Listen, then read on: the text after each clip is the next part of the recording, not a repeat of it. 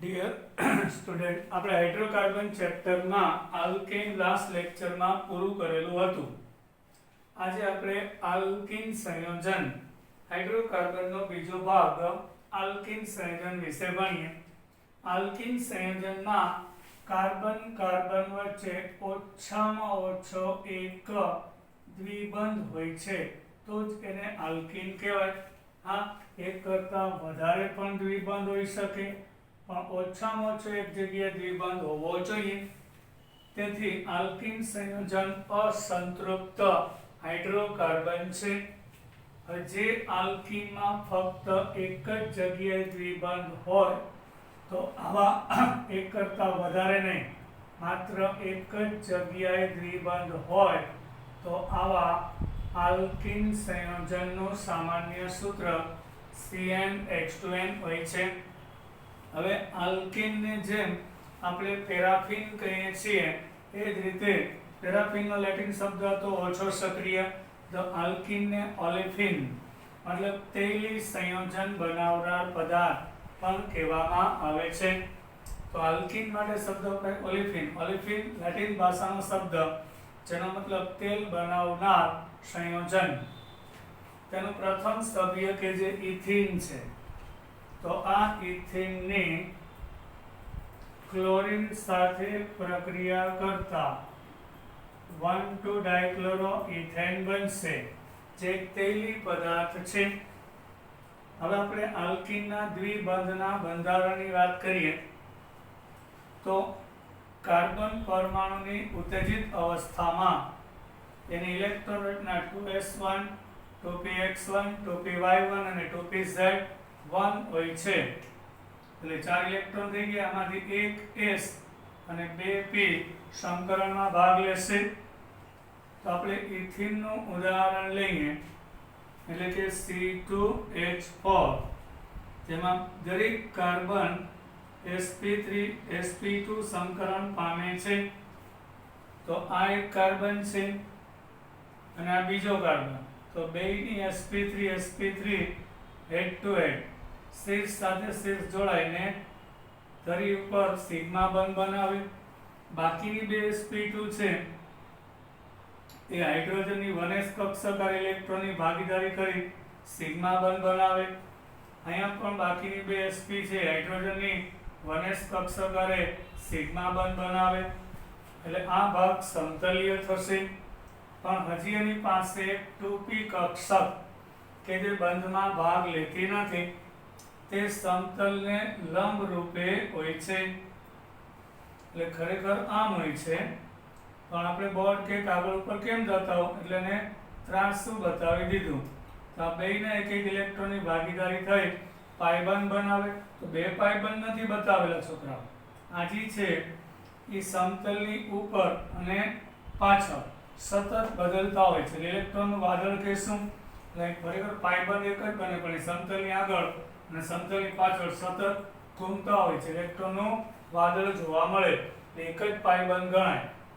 પાયબંધની બંધ એન્થાલ્પી એટલે સિગ્મા બંધ કરતા રચાતો પાયબંધ અતિ નિર્બળ હોય.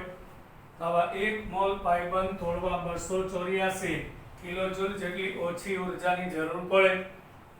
એટલે તો એના ઉપર ઇલેક્ટ્રોન અનુરાગી પ્રક્રિયક, એટલે કોઈ એક ઇલેક્ટ્રોન અનુરાગી પ્રક્રિયક ત્યાં જોડાય, પાયબંધ તોડે અને સહેલાઈથી દાખલ થઈ જાય, એટલે યોક્સેલ પ્રક્રિયા આપે છે.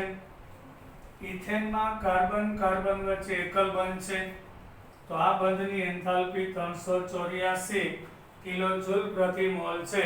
એટલે આવો 1 મોલ બંધ તોડવો હોય તો અહીંયા ફક્ત પાયબંધ તોડવા માટેની ઉર્જા આપેલી છે. હવે દ્વિબંધ બંને તોડવા હોય, સિગ્મા અને પાય બંને, તો 681 કિલોજૂલ ઉર્જાની જરૂર પડે. હવે આલ્કેન કરતા આલ્કીન વધુ સક્રિય છે. એનું કારણ તેમાં રહેલો નિર્બળ પાયબંધ જવાબદાર છે. ફક્ત પાયબંધ તોડવો હોય તો 284 કિલોજૂલ, સિગ્મા અને પાય બંને તોડવા હોય તો 681.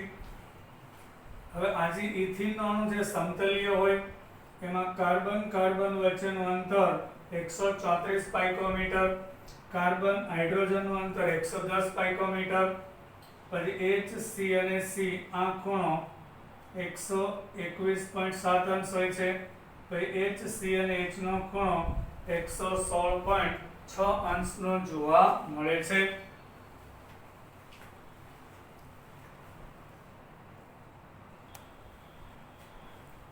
હવે આપણે આલ્કિન સંયોજનનું નામકરણ પૂછ્યા.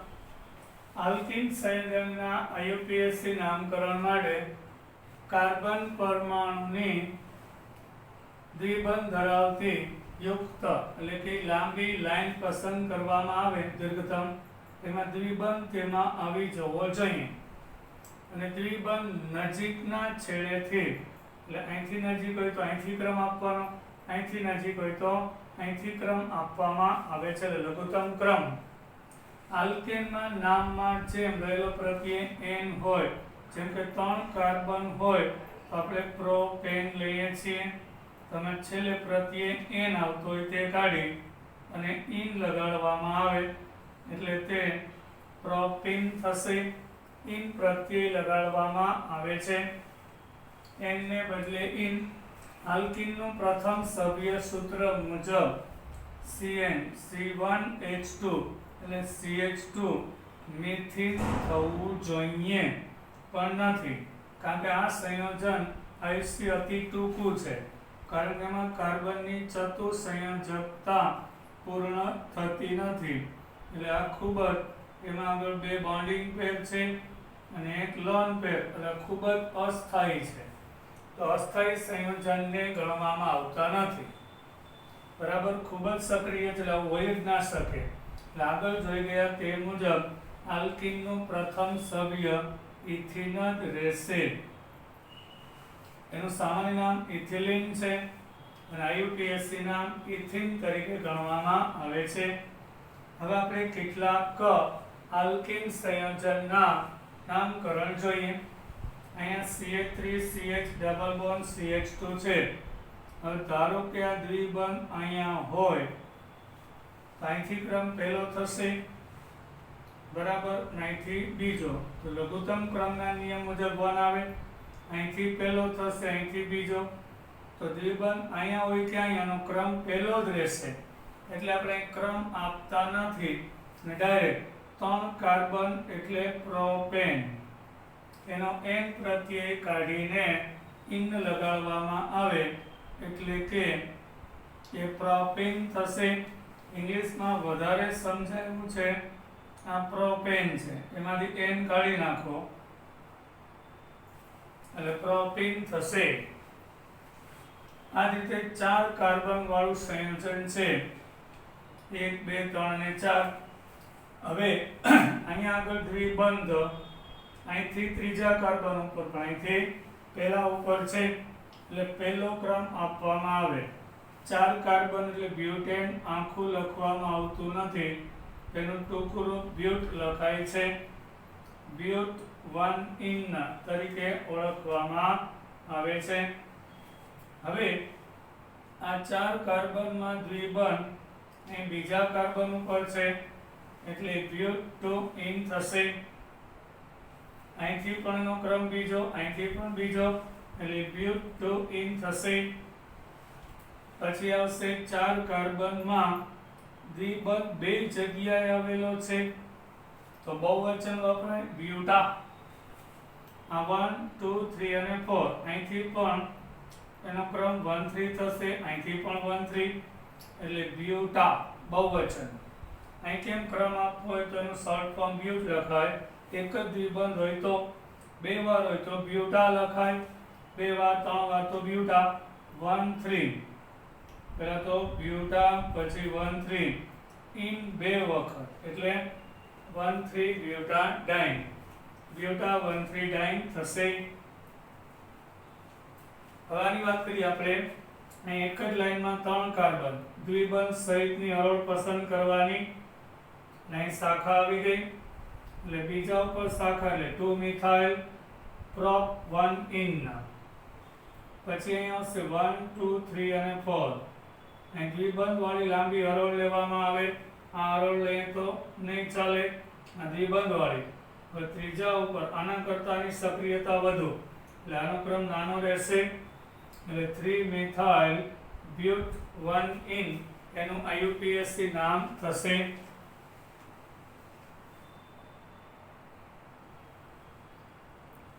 આપણો ક્વેશ્ચન છે 13.7 નીચે દર્શાવેલા સંયોજન IUPAC નામ લખો. નીચે આપ્યો છે બીજો પ્રશ્ન 13.8 માં કીધું આ ચાર સંયોજનના સિગ્મા અને પાઇબંધ ગણો. હવે આપણે એને પહેલા આ CH ઉપર 2 CH3 છે છૂટું પાડીએ, પછી CH ડબલ બોન્ડ CH, પછી CH2 CH double bond CH, પછી CH. હવે અહીંયા આગળ CH2 CH3 અને અહીંયા CH3 આવેલું છે આ રીતે. પણ હવે લાંબી લાઈન લઈએ તો અહીંયા આગળ ઇથાઇલ લઈ લે એટલે આ શાખા થઈ જશે એટલે લાંબી હરોળ થઈ 5 6 7 8 9 અને 10 કાર્બન.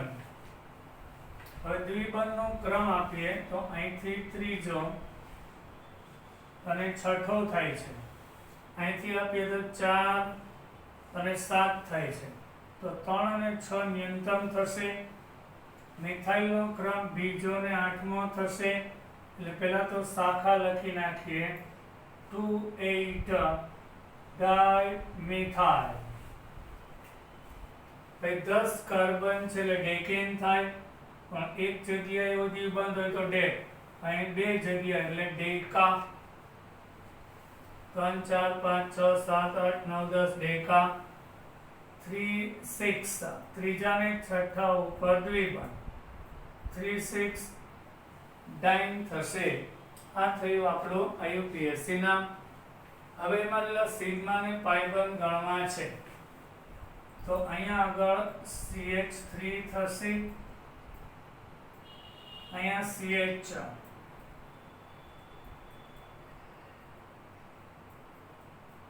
અહીંયા CH3,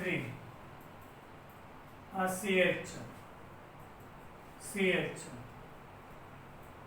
CH2, CH, CH, આ CH, અહીંયા આગળ CH3, આ CH2. આ રીતે રફ કામ કરવું પડે એટલે આપણને સિગ્મા ને પાઇબંધ મળી જશે. હવે જો પાઇબંધ તો અહીં બે જગ્યાએ આવેલા છે એટલે એક સિગ્મા ને એક પાઇ, ત્યાં સિગ્મા ને એક પાઇ એટલે ટોટલ 2 પાઇબંધ આવેલા છે. હવે સિગ્માની ગણતરી કરીએ તો 1 2 3 4 5 6 7 8 9 10 11 12 13 14 15 16 17 18 19 20 21 22 23 24 25 26 27 31 31 32 અને 33 સિગ્મા બંધ અને 2 પાઇ બંધ તેમાં આવેલા છે. આપણો જવાબ થયો. હવે આની વાત કરીએ આપણે તો અહીંયા આગળ શું હોય CH2, અહીંયા CH, CH, CH, CH, CH અને CH2 હશે. આનું IUPAC નામ આપણે આપવાનું છે પહેલા તો, એટલે 1 2 3 4 5 6 7 અને 8 કાર્બન છે. હવે દ્વિબંધનો ક્રમ 1 2 3 4 5 6 7 8 એટલે દ્વિબંધ પહેલા પછી ત્રીજા પછી પાંચમા ને સાતમા પછી છે એટલે 8 કાર્બન એટલે ઓક્ટા ને ઓક્ટા. જો 8 કાર્બન એટલે ઓક્ટેન. આલ્કેન હોય તો આલ્કીન છે એટલે ઓક્ટ. એક દ્વિબંધ હોય તો એક કરતા વધારે ઓક્ટા. 1 3 5 7 પહેલા ત્રીજા પાંચમા ને 4 વખત ઇન એટલે ટેટ્રા ઇન થશે. ઓક્ટા 1 3 5 7 ટેટ્રા ઇન થશે. હવે એની અંદર આવેલા આપણે સિગ્મા અને પાઈ બંધની ગણતરી કરીએ તો દેખાય છે તમને પાઈ, આ સિગ્મા અને પાઈ સિગ્મા પાઈ એટલે ટોટલ પાઈ બંધની સંખ્યા 4 થશે આ સંયોજન માટે. સિગ્મા ગણીએ 1 2 3 4 5 6 7 8 9 10 11 12 13 14 15 16 અને 17 સિગ્મા અને 4 પાઈ આ સંયોજનમાં આવેલા છે 2 નંબરમાં. હવે અહીંયા આપણે છૂટું પાડવું પડે તો અહીંયા CH2 છે, ડબલ બોન્ડ C, અહીં કૌંસમાં ટ્વાઇસ છે, એનો મતલબ કે આ કાર્બન ઉપર CH2 અને CH3 છે. સેમ એ જ રીતે અહીંયા CH2 અને CH3 છે. હવે આપણે દીર્ઘતમ શૃંખલા લઈએ, લાંબી લા થશે. એમાં પહેલા કાર્બન ઉપર દ્વિબંધ આવી ગયો, બીજો, ત્રીજો, ચોથો, પાંચમો. બીજા ઉપર આઇસોપ્રોપાઇલ છે, સોરી નોર્મલ પ્રોપાઇલ એટલે 2. બીજા ઉપર નોર્મલ પ્રોપાઇલ, પછી 5 કાર્બન એટલે પેન્ટ 1 ઇન થશે. 2 નોર્મલ પ્રોપાઇલ પેન્ટ 1 ઇન એનું નામ થશે.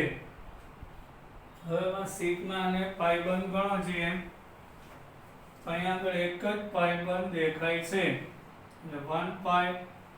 સિગ્મા ગણીએ 1 2 3 4 5 6 7 8 9 10 11 12 13 14 15 16 17 18 19 20 21 22 અને આવા 23 સિગ્મા અને એક પાઈ બંધ આવેલો છે. હવે આપણે ચોથું બંધારણ લઈએ,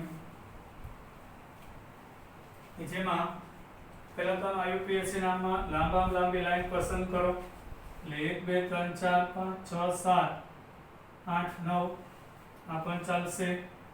એટલે આ લાંબી હરોળમાં ટોટલ 5 6 7 8 9 કાર્બન થશે. હવે એની શાખાઓની વાત કરીએ, બરાબર, તો આમાં 1 2 અને 3 શાખા છે, પણ દ્વિબંધનો ક્રમ લઘુત્તમ અહીંથી ને છઠ્ઠો રહેશે, અહીંથી ને ત્રીજો એટલે ત્રીજો માન્ય રહેશે. હવે આ શાખામાં બીજા ઉપર મિથાઇલ, ત્રીજા ઉપર ઇથાઇલ અને પાંચમા ઉપર મિથાઇલ છે, એટલે પહેલા તો એનું નામ થશે 3 ઇથાઇલ. પછી બીજાને પાંચમા ઉપર મિથાઇલ એટલે 2 5 ડાયમિથાઇલ. 4 5 6 7 8 અને 9 કાર્બન એટલે નોનેન. પણ અહીંયા નોન એક જ દ્વિબંધ છે, નોન 3 ઇન, બરાબર, એક જ જગ્યા દ્વિબંધ એટલે નોન 3 ઇન થશે. હવે અહીંયા આગળ કાર્બનની સંખ્યા ફરી પાછી ગણીએ તો આપણે બુક મુજબ કંઈક આવું છે. અહીં CH2 છે, સોરી, એટલે અહીંથી ક્રમ આપશું. લાંબી લાઈનમાં કાર્બન 10 થશે, 1 2 3 4 5 6 7 8 9 10. એટલે અહીંયા શાખા બીજા કાર્બન ઉપર, ચોથા ઉપર ને છઠ્ઠા ઉપર. દ્વિબંધ વાળા કાર્બનનો ક્રમ ચોથો છે, અહીંથી ને સાતમો, પણ અહીંથી ચોથો છે એટલે ચોથો માન્ય રહેશે. પહેલા તો ઇથાઇલ વાળું લખાય છે એટલે 4 ઇથાઇલ. પછી બીજાને છઠ્ઠા ઉપર 2 વખત મિથાઇલ 2 6 ડાયમિથાઇલ. 10 કાર્બન એટલે ડેકેન, એક દ્વિબંધ એટલે ડેક અને 4 ઇન આ એનું IUPAC નામ થશે. હવે એમાં સિગ્મા અને પાઈ બંધ ગણીએ તો અહીંયા પાઈ બંધ તો એક જ છે. સિગ્મા બંધની ગણતરી અહીંયા 3 4 6 7 8 9 10 12 13 14 15 ને 3 18 19 20 21 આ 22 24 25 28 29 30 31 32 33 34 35 36 37 38 ને 3 41 41 અહીંયા આગળ સિગ્મા બંધની સંખ્યા 41 થશે દોરવાથી ખબર પડે 41 સિગ્મા ને એક પાઇબંધ આવેલો છે.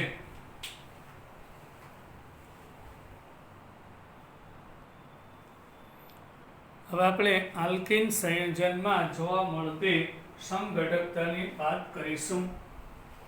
આઇસોમેરિઝમ ઇન આલ્કીન. આલ્કીનની જેમ આલ્કેન સંયોજન પણ સમઘટકતા ધરાવે છે. પણ આલ્કીન સંયોજનમાં જોવા મળતી સમઘટકતાના બે પ્રકાર છે. એક બંધારણીય સમઘટકતા અને ભૌમિતિક સમઘટકતા આપે છે. યાદ રાખજો, આલ્કીન કેવા પ્રકારની સમઘટકતા રચે છે. આલ્કીન બંધારણીય સમઘટકતા અને ભૌમિતિક એમ બે પ્રકારની સમઘટકતાઓ રચે છે. તેમાં સૌથી પહેલા આપણે એની બંધારણીય સમઘટકતાની વાત કરીશું. હવે આલ્કેન સંયોજનની જેમ ઇથિન એટલે આલ્કીનનું જે પહેલું સભ્ય, પહેલા પણ વ્યાખ્યા ખબર છે બધાને, જે સંયોજનના આણ્વીય સૂત્ર અણુસૂત્ર સમાન હોય પણ તેના બંધારણીય સૂત્ર જુદા જુદા હોય તો એવા સંયોજનને બંધારણીય સમઘટકો કહેવાય અને આ ઘટનાને બંધારણીય સમઘટકતા કહે છે. આલ્કીનનું પહેલું સભ્ય ઇથિન છે, બીજી કોઈ પણ રીતે દોરી શકાય નહીં એટલે ઇથિનને સમઘટક હોતા નથી. એટલે પ્રોપીન છે, એમાં 3 કાર્બન અને 1 દ્વિબંધ. હવે ધારો કે આ દ્વિબંધ અહીંયા હોય તો એનો ક્રમ પહેલો જ રહેશે. એટલે આ સંયોજન છે 3 ડાયમેન્શન હોય. અહીંથી હું પહેલો જોઉં છું, પાછળથી બીજો દેખાય, તો અહીંથી હું પહેલો જોઉં, પાછળથી મને બીજો દેખાય, એટલે એકચ્યુઅલી બે એક જ ગણાય. એટલે ઇથિન કે પ્રોપીનને કોઈ સમઘટક હોતા નથી, પરંતુ 3 કરતાં વધારે કાર્બન વાળા પ્રોપીનથી ઉચ્ચતમ એટલે વધુ 4 કાર્બન વાળું આલ્કીન લઈએ, બ્યુટીન, તેના જુદા જુદા બંધારણ જોવા મળે. તો C4H8 અણુસૂત્ર વાળું આલ્કીન 3 રીતે દર્શાવી શકાય. તો પહેલા આપણે લઈએ 4 કાર્બન એક જ લાઈનમાં લઈએ અને પહેલા ઉપર દ્વિબંધ હોય, અહીંથી ત્રીજો થાય પણ ન્યૂનતમ ક્રમના નિયમ મુજબ બ્યુટ 1 ઇન થશે.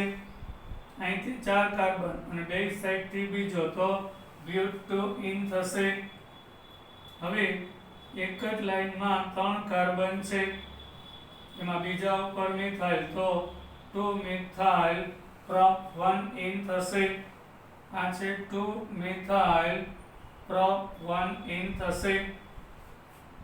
આ ત્રણેયમાંથી બંધારણ પહેલું અને બીજું તમે ખાસ જોજો, પહેલું અને બીજું એમાં કાર્બનની ગોઠવણી બદલાતી નથી, માત્ર જે ક્રિયાશીલ સમૂહ જેનું સ્થાન બદલાય છે. એટલે બંધારણ પહેલું અને બીજું, કારણ કે બંધારણીય સમઘટકતામાં ઘણા બધા પેટા પ્રકાર હોય, એમાંનો એક આ કયો થઈ ગયો સ્થાન સમઘટક, બંધારણ 1 સાથે બંધારણ 3. આપણે 1 સાથે 2 ની વાત કરીએ છીએ. હા, બંધારણ 1 સાથે બંધારણ 2 એ સ્થાન સમઘટક દર્શાવે છે, કારણ કે કાર્બનની ગોઠવણી સમાન રહેતી હોય અને માત્ર ક્રિયાશીલ સમૂહનું સ્થાન બદલાય ત્યારે બંધારણીય સમઘટકતાનો પ્રકાર સ્થાન સમઘટકતા કહેવાય છે. પછી બંધારણ 1 સાથે 3 જો એમાં કાર્બનની ગોઠવણી બદલાય છે, અણુસૂત્ર બેનું સમાન છે પણ કાર્બનની ગોઠવણી બદલાય છે એટલે શૃંખલા સમઘટકતા કહેવાય.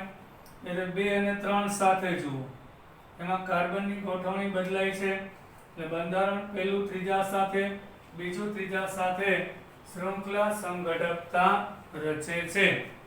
આમ આલ્કીન પણ આલ્કેનની જેમ બંધારણીય સમઘટકતા દર્શાવે છે. C5H10 એટલે આલ્કીન થશે. એટલું ફાઇનલ. વાળા આલ્કીનના વિભિન્ન બંધારણીય સંઘટકના બંધારણને IUPAC નામ આપો. તો 5 કાર્બન વાળું આલ્કીન એટલે 5 કાર્બન એક જ હરોળમાં લઈએ અને પહેલા કાર્બન ઉપર દ્વિબંધ તો પેન્ટ-1 થશે. 5 કાર્બન એક જ હરોળમાં અને બીજા ઉપર દ્વિબંધ લે અહીંથી ત્રીજો પણ અહીંથી બીજો અપાય એટલે પેન્ટ-2 થશે.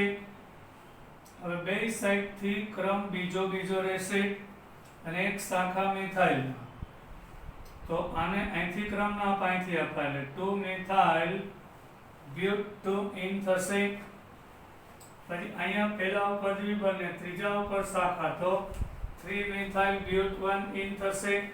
હવે પહેલા ઉપર દ્વિબંધ ને બીજામાં શાખા તો 2 મિથાઇલ બ્યુટ-1 થશે. એટલે C5H10 ના 5 બંધારણીય સંઘટક મળે છે. એમાંથી પાર્ટિક્યુલર બંધારણ A અને B તમે જો સ્થાન સમઘટકો રચે છે. શું કામ અને જવાબ આપો. આ બેમાં કાર્બનની ગોઠવણી સમાન છે એટલે ટોટલ 5 બંધારણીય સંઘટકોમાં ડિટેલમાં એમાં પણ સ્થાન સમઘટક શૃંખલા હોય તો 5 કાર્બન અહીંયા ક્રિયાશીલ સમૂહનું સ્થાન પહેલું અહીં બીજું. કાર્બનની ગોઠવણી સમાન અને ક્રિયાશીલ સમૂહનું સ્થાન ફરે એ સ્થાન સમઘટક કહેવાય. એ સાથે બી સ્થાન સમઘટક આપે છે. પછી વાત કરીએ A સાથે B C D E, A સાથે C D અને E, A સાથે C D અને E એ શૃંખલા સમઘટકો આપે છે. કેમ? કારણ કે એમાં કાર્બનની ગોઠવણી બદલાય છે. અહીંયા A સાથે C, A સાથે D, A સાથે E. બરાબર. કયો સમઘટક રચે છે? શૃંખલા સમઘટક રચે છે. એટલે B સાથે C, D અને E એમાં કાર્બનની ગોઠવણી બદલાય એટલે શૃંખલા સમઘટક રચે છે. હવે C અને D E જોવો જોઈએ. C અને E એમાં કાર્બનનો સ્કેલેટન સમાન છે. 4 કાર્બન બીજા ઉપર શાખા, 4 કાર્બન બીજા ઉપર. અહીંયા ક્રિયાશીલ સમૂહનું સ્થાન પહેલું, અહીંયા બીજું એટલે C અને E છે એ પણ સ્થાન સમઘટકતા રચે છે. હવે D અને E ની વાત કરીએ તો એમાં 4 કાર્બન એક શાખા, 4 કાર્બન એક શાખા. અહીંયા દ્વિબંધનો ક્રમ પહેલો છે, અહીંયા એનો ક્રમ પહેલો પણ અહીંયા શાખાનો ક્રમ ત્રીજો છે, અહીંયા બીજો છે.